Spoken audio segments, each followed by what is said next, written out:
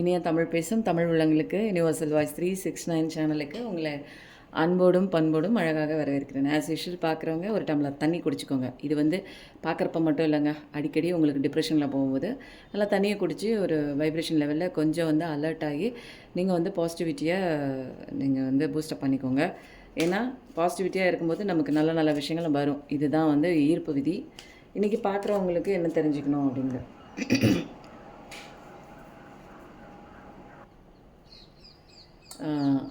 இந்த ஒரு துளசி மணியும் ஒரிஜினல் துளசி மணியும் ருத்ராட்சமும் கிடச்சிருக்கு. உங்களுக்கு யார் யாருக்கு வேணுமோ ஒரே சைஸ் தாங்க, எலாஸ்டிசிட்டி தான். யார் யாருக்கு வேணுமோ இல்லை உங்கள் குழந்தைங்களுக்கு கொடுக்கணுமோ அது தேவைப்படுறவங்க வாங்கிக்கோங்க. டிஸ்கிரிப்ஷனில் நம்பர் கொடுக்குறேன். நிறையா பேர் ரொம்ப நாளாக கேட்டே இருந்தீங்க எனக்கு வேணும் வேணும்னு. ஒரிஜினலாக கிடைக்கல, அதனால் என்னால் வாங்கலை. இப்போ ஒரிஜினலாக கிடைக்குது.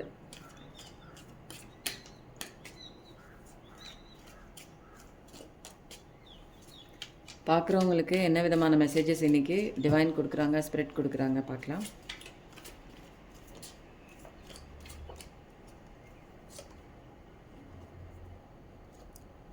நிறைய பேர் லைஃப்பில் இப்போதைக்கு கெரியர்லையும் மோசமான ஒரு சுச்சுவேஷனாக இருக்குது. அப்புறம் நம்ப வச்சு சில இடங்களில் உங்களுக்கு கொடுத்த பெயின், வாழ்க்கை கொடுத்த அடி, அதில் என்ன பண்ணுறீங்க, மனசு வெறுத்து போகிறீங்க. அது பிஸ்னஸ் தொடர்ச்சியாக நம்ம இப்போ இவ்வளோ முயற்சி போடுறோமே, ஆனால் நமக்கான ஒரு நல்ல ஒரு ரிசல்ட் கிடைக்கல அப்படிங்கிற ஒரு கண்ணோட்டம் உள்ள ஒரு பர்சன்ஸும் பார்க்குறீங்க. நம்ம வாழ்க்கையில் எதுக்கு எனக்கு இப்படி நடந்துச்சு, ஏன் இப்படி ஒன்று மாற்றி ஒன்றும் பண்ணிகிட்டே இருக்குது அப்படிங்கிற ஒரு மனசு வெறுத்து போச்சு உங்களுக்கு. இப்படிப்பட்ட ஒரு நபர் எதுக்கு எனக்கு வாழ்க்கையில், எதுக்கு எனக்கு இப்படி கஷ்டம் கொடுத்தாங்க அப்படிங்கிற மாதிரி. அதனால் நீங்கள் என்ன பண்ணுறீங்க, மூவ் ஆன் பண்ணி போகிறீங்க. ஏதோ ஒன்று. ஆனால் போகணுமே, கடமையே போய் தானே ஆகணும். தினமும் நம்ம உழைச்சா தான் நம்மளால் அடுத்த மூவ் நம்மளால் கொடுக்க முடியும் அப்படின்னு போகிறீங்க. ஆனால் என்னென்னா ஹீலிங் ஆகலைங்க. என்னென்னா மனதளவில் ஹீலிங் ஆகாமல் ஒரு கஷ்டத்துக்குள்ளே தான் இருக்கீங்க. பட் ஆனால் கடவுள் என்ன கொடுக்குறாரு உங்களுக்கு, நிறைய ஒரு அபண்டன்ஸ் கொடுக்குறாங்க. பணம் லெவலில் நிறைய இருக்குது. பட் ஆனால் இப்போதைக்கு மைண்ட் செட் என்ன அப்படின்னா, நீங்கள் அதை ஏற்றுக்கக்கூடிய ஒரு விஷயத்தில் ஃப்ரீக்குவன்சியில் இல்லை. எனக்கு எதுவுமே வேணாம், நான் போகிறேன் அப்படிங்கிற மாதிரி.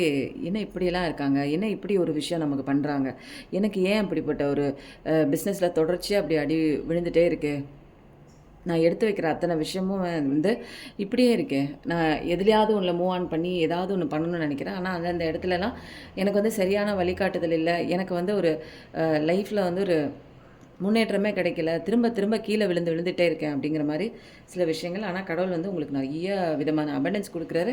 ஆனால் நீங்கள் என்னென்னா டிப்ரெசிவ் மோடில் இருக்கீங்க. எனக்கு எதுவுமே நடக்காது, எனக்கு ஏன் அப்படி நடக்குது அப்படிங்கிறதெல்லாம் நம்ம எப்பயுமே கேள்வி கேட்டே இருக்கக்கூடாது. இதெல்லாம் நடக்கணும்னு விதி இருக்குது. ஏன் கதையில் அப்படி எழுதியிருக்காங்க, இது இதுக்கப்புறம் நான் என்ன பண்ணணும், கடவுளே நீ தான் எனக்கு துணையாக இருந்து என்ன வழி நடத்து, அவ்வளோதான். இப்போ ஏன் நடக்குதுன்னு கேட்டால் நமக்கான அந்த ஒரு ப்ராப்ளத்துக்கு உண்டான சொல்யூஷன் நமக்கு கிடைக்காது. ஏன் நடக்குதுன்னு கேட்குறத விட்டுட்டு நான் இப்போ என்ன பண்ணணும் அப்படிங்கிற ஒரு விஷயம் கேள்வியாக கேளுங்க. எல்லாருமே தான் சொல்கிறேன் நான்.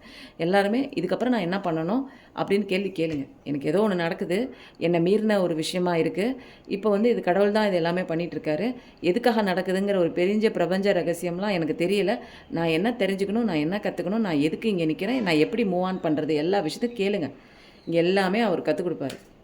அவர் பெரிய ஒரு யூனிவர்சிட்டிங்க. நீ என்ன பண்ணணும், நீ என்ன செய்யணும்னு என்கிட்ட கேளு, நான் உன் கூட இருக்கேன். பெரிய ப்ரொஃபஸர் அவரை விட்டுட்டு நீங்களே சரி பண்ண முடியுமா? வாழ்க்கை பாடத்தை கற்றுக்காமலே உங்களால் போய் பெரிய ஐஏஎஸ் எக்ஸாம்லாம் எழுத முடியுங்களா? எங்கேயாவது போய் கற்றுக்கணும் இல்லையா? தெரிஞ்சவங்கள்ட்ட கற்றுக்கணும் இல்லையா? அப்போ தான் நம்ம ஒவ்வொரு இடத்துக்கு போகிறோம் இல்லையா? அதே மாதிரி தான் நமக்கு எல்லாமே படைத்தவரே அவர் தான். அவரை காலை பிடிக்கும்போது அவர் தான் இங்கே பெரிய ஒரு யூனிவர்சிட்டியே. அவரை பிடிக்கணும் நம்ம.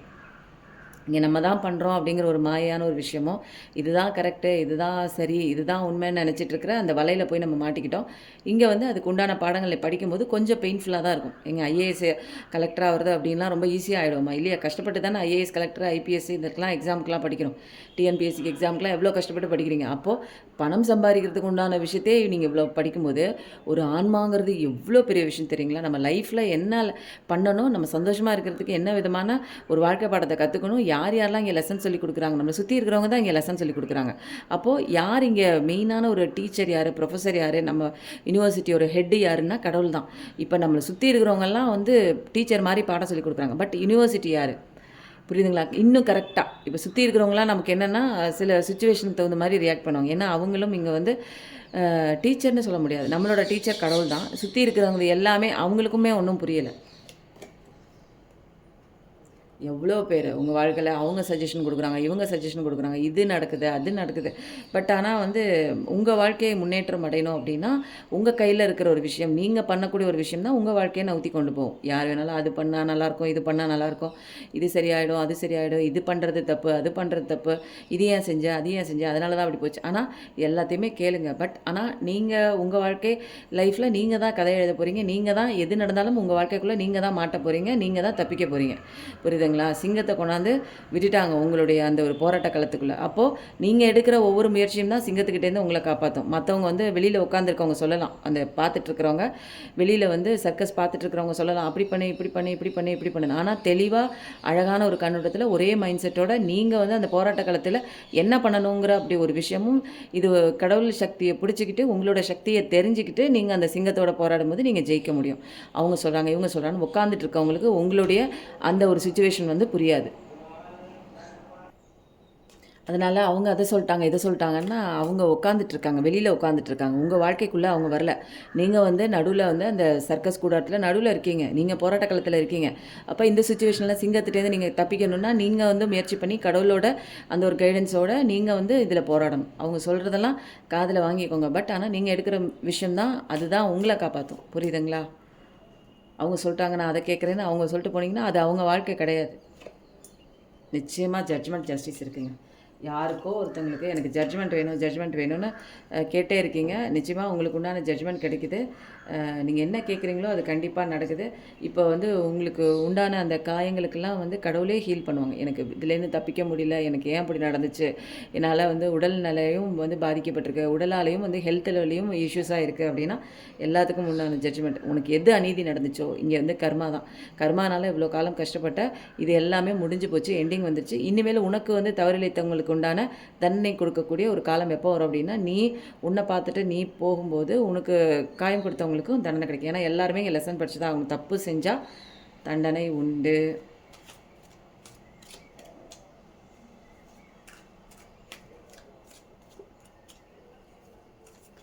நம்மளை சுற்றி இருக்கிற அத்தனை விஷயங்களும் காயம் கொடுக்குறவங்களா இருக்கட்டும், எல்லாமே இவங்கெல்லாம் ட்ரிகர்ஸ். இவங்க ட்ரிகர் கொடுக்குறாங்க. நம்ம வந்து நமக்கு உண்டான அந்த சொல்யூஷன் கொடுக்குறது கடவுள் தான். அவர் தான் யூனிவர்சிட்டி. இந்த ட்ரிகர் வர்றது தான் வந்து நம்ம இந்த சுச்சுவேஷன் வந்தால் எப்படி பண்ணணும், இந்த மாதிரி ஒரு பர்சன்ஸ் வந்தால் எப்படி வருது, இதெல்லாம் ட்ரிகர்ஸ்.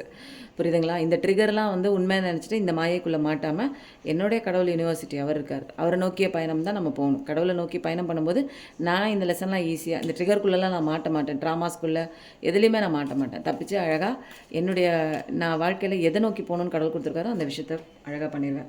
சில பேர் வந்து எல்லாமே தெரிஞ்சும் இன்டெசிசிவாக இருக்கீங்க. உங்களால் வெளியில் வர முடியும், இந்த பிரச்சனையிலேருந்து வெளியில் வர முடியும். இந்த இதெல்லாம் ரொம்ப ஒன்றும் கஷ்டம், கேஜ் மாதிரி சிறையெல்லாம் கிடையாது. பட் ஆனால் நீங்களே அதிலேருந்து வெளியில் வரணுங்கிற ஒரு மைண்ட் செட்டு உங்களுக்குள்ளே இல்லை. நீங்களே வந்து அந்த மூட நம்பிக்கைகளையும் அந்த தாழ்வான அந்த பழக்க வழக்கங்களையும் இதை வந்து கட்டிக்கிட்டு அழுவுறீங்க. நீ கண்ணை திறந்து பார்க்கலாம், உலகமே வந்து இப்போ வேறு லெவலுக்கு மாறிட்டுருக்கு.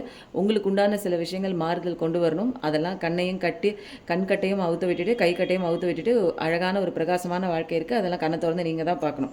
இது எல்லாமே நீங்கள் தான் வந்து ஒரு லீப் ஆஃப் ஃபெய்த் எடுக்கணும். எதுவுமே எடுக்காமல் உங்கள் வாழ்க்கை வந்து தன்னால் மாறாதுங்க. இப்படி தான் இதுதான் கற்பனை பண்ணிக்கோங்க. நீங்கள் போராட்ட காலத்தில் நடுவில் நிற்கிறீங்க. உங்களை காப்பாற்றணுன்னா நீங்கள் மட்டும்தான்.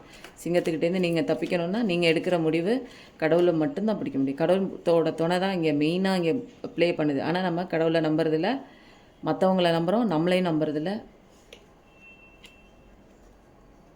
நிறைய பேர் உங்கள் வாழ்க்கையில் நியாயம் கேட்குறீங்க. அதனால தான் வந்து ஜட்ஜ்மெண்ட் கார்டு வந்துச்சு.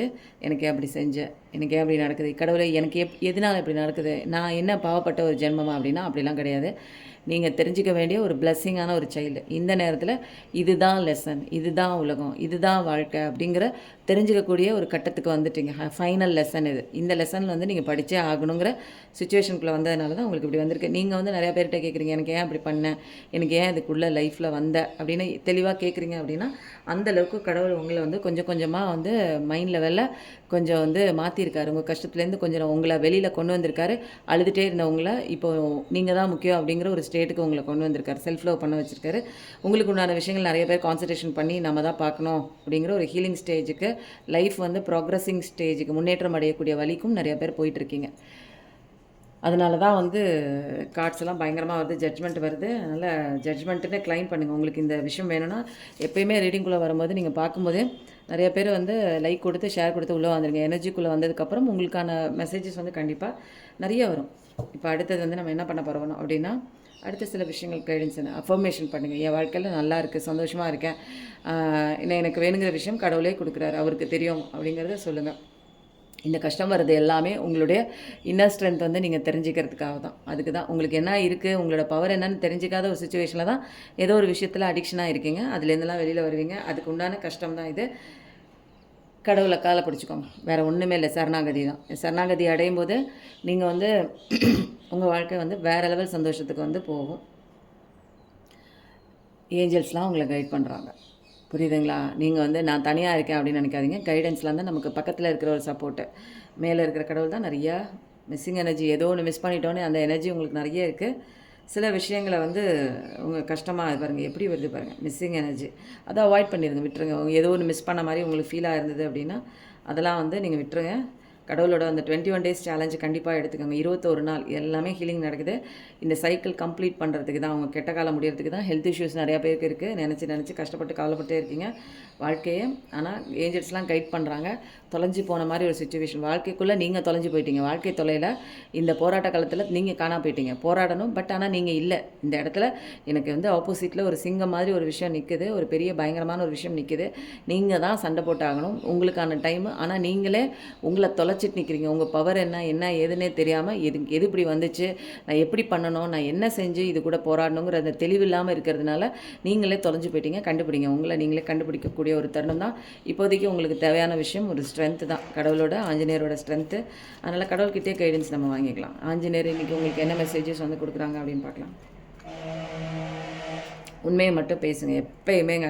எந்த ஒரு சுச்சுவேஷன் இருந்தாலும் உண்மை பேசுகிறதுக்கு பயப்படவே கூடாது. அதனால் இதுதான் வந்து நேர்மைத்தன்மையும் ஒரு ஒழுக்கத்தன்மையும் நமக்குள்ளே கொண்டு வரும். வேற்றுமை இல்லாமல் உண்மையாக இருங்க, புரியுதுங்களா? அதனால் லாப்பிஸ் லசூலி கிறிஸ்டல்னு ஒன்று இருக்குது, அதை வந்து போட்டுக்கோங்க. அதுக்கப்புறம் செந்தூரம் இருக்குது தெரியுங்களா, அதை வந்து த்ரோட் சக்கராவில் நீங்கள் பூசிக்கோங்க செவ்வாய்க்கிழமை. இது வந்து சனிக்கிழமெல்லாம் கோயிலில் வந்து அந்த ஆஞ்சநேயர் கழுத்தில் ஒரு செந்தூரம் தடவுவாங்க. அதை எடுத்துகிட்டு வந்து உங்கள் கழுத்தில் வந்து தடவிக்கோங்க. த்ரோட் சக்கரா இருக்கிற பக்கம் தடவிக்கோங்க. கண்டிப்பாக உங்களுக்கு சக்ஸஸ் இருக்குது. இதுதான் பயங்கரமான ஒரு விஷயம். எக்ஸ்டர்னல் லெவலில் நீங்கள் பெருசாக ஏதோ சாதிக்கக்கூடிய ஒரு பர்சன் தான். இன்டர்னல் லெவலில் மாஸ்டரி ஆக போகிறீங்க. மாஸ்டர்னால் என்ன அப்படின்னா, ஸ்பிரிச்சுவல் லெவல்லையும் நீங்கள் மாஸ்டர் ஆக போகிறீங்க. அதனால் இந்த ஒரு 5 சென்சஸ் மூலமாக நீங்கள் கற்றுக்கிட்ட விஷயங்கள், பார்த்த விஷயங்கள் உங்களை டாமினேட் பண்ணி மைண்ட் லெவலில் உங்களை கண்ட்ரோல் பண்ணி வச்சுருக்கு. அதனால் உங்களோட இன்னர் க்ரோத்து இதெல்லாம் அசென்ஷன் ஆகக்கூடிய ஒரு டைம் தான். செல்ஃப் கண்ட்ரோல் இது எல்லாமே நீங்கள் பண்ணவே மைண்ட் கண்ட்ரோல் பண்ண கிரேட்டஸ்ட் அச்சீவ்மெண்ட் இருக்குது. எப்பயும் நல்லதே நினைங்க. கண்டிப்பாக உங்கள் லைஃப்பில் நல்லது மட்டும்தான் நடக்கும். Thank you so much.